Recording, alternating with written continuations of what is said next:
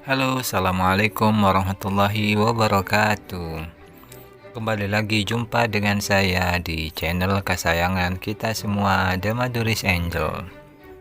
Pada kesempatan kali ini, posting dari channel ini adalah tentang Hidden Library. Ya, Hidden Library adalah salah satu perpustakaan terbesar yang ada di negara bagian Arizona, Amerika Serikat.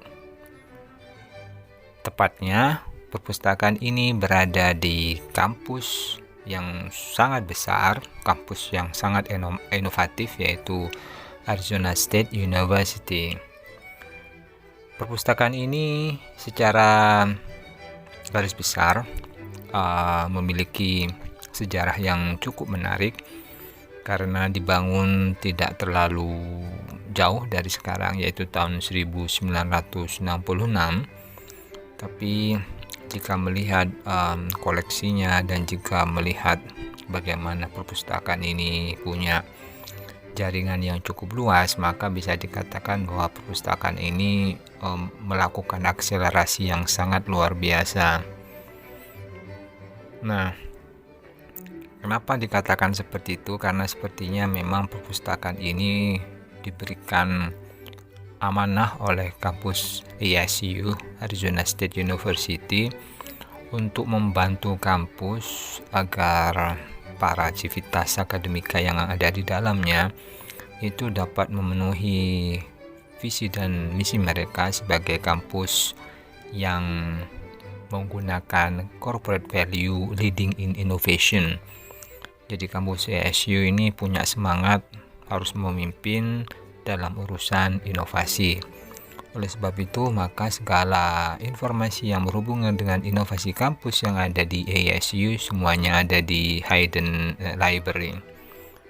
Nah, untuk bisa masuk ke dalam kampus ini, para pengunjung harus memiliki kartu pas.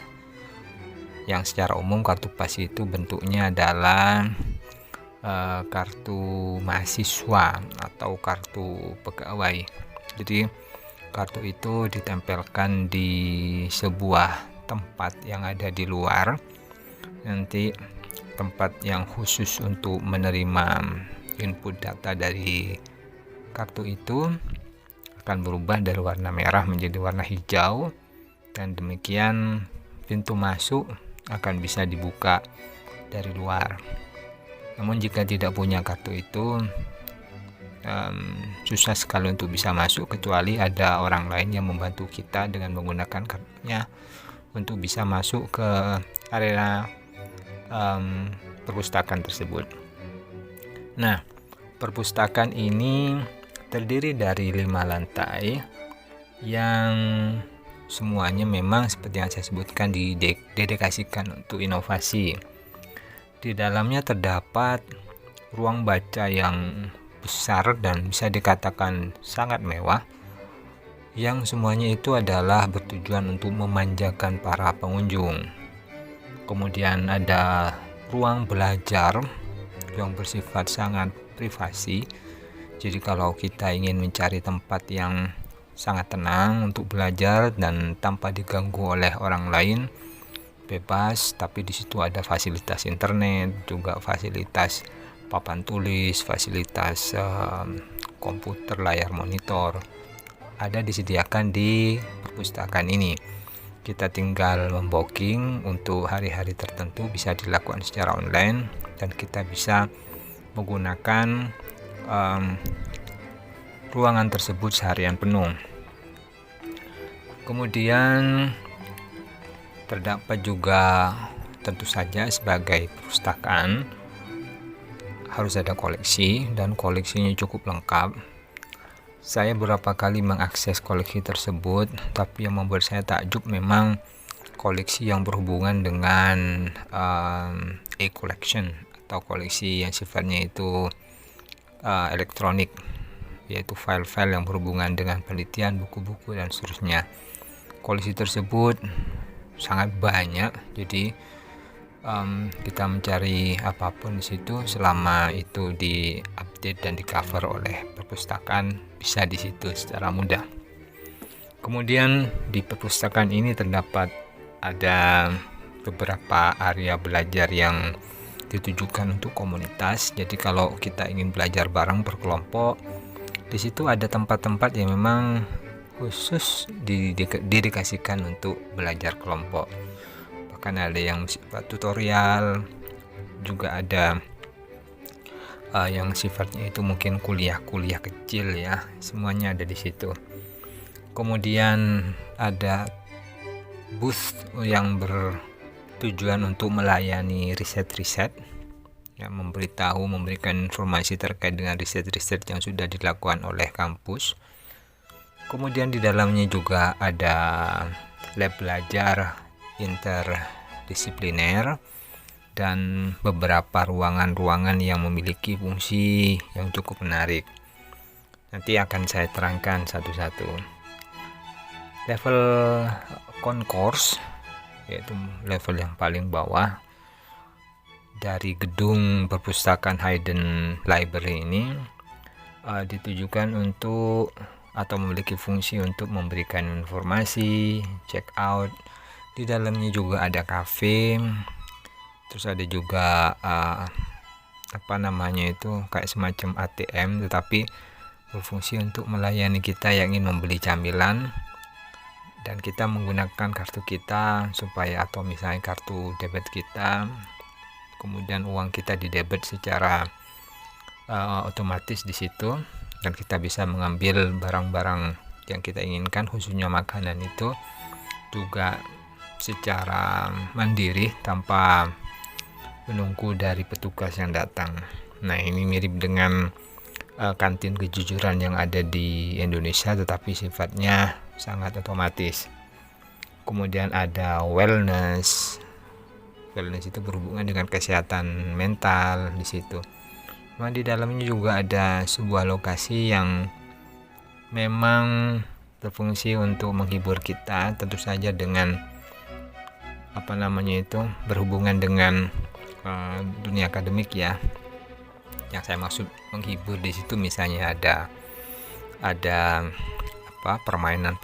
permainan yang mendidik kayak ular tangga, kemudian juga kayak ada halma dan seterusnya yang sempat saya lihat di situ. Kemudian ada ruang kuliah di situ, kemudian ada reflection room. Biasanya ini sering dipakai untuk sholat ya oleh teman-teman muslim. Kemudian juga ada beberapa ruangan lagi yang memang sifatnya sangat spesifik. Kemudian lower level, di situ di dalamnya ada jurnal terkini, ada video-video, ada koleksi-koleksi tentang Asia Tenggara, ada koleksi Latin Amerika, ada studio belajar, dan juga ada koleksi-koleksi yang disampaikan atau disajikan berdasarkan pengarang dan juga berdasarkan penerbit. Bahkan saya melihat di situ perpustakaan ini juga mendisplay buku-buku yang ditulis atau diterbitkan oleh penerbit-penerbit. Jadi mirip semacam kayak promosi buku oleh para penerbit di situ. Terus ada keterangannya di situ. Level 1 dari perpustakaan ini dikhususkan untuk ruang baca Wurzburger, terus juga ada ruang baca Lurs. Kemudian ada juga ada market. Saya sempat melihat sekilas sepertinya body market, tapi saya tidak tahu itu fungsinya untuk apa. Sangat menarik di situ. Saya belum sempat mengeksplor secara begitu serius, karena memang ruangannya khusus dan cukup luas sehingga agak susah saya kemudian mengeksplor dalam jangka waktu yang sebentar. Kemudian ada level 2, ada buku-buku, kemudian ada koleksi Labriola, kemudian ada koleksi features di situ. Sedangkan level 3 ada makerspace, ada map and geospatial hub. Saya sempat mengingat itu, berusaha menghafal, tapi namanya agak menarik ini. Geospatial Hub, saya tidak begitu ingat. Kemudian juga ada unit data unit data science dan analisis. Kemudian ada pusat digital antik, jadi barang-barang yang sifatnya antik kayak dokumen-dokumen klasik itu juga ada di tempat ini. Kemudian level 4 yaitu dipenuhi dengan kumpulan buku-buku yang bisa dipinjam.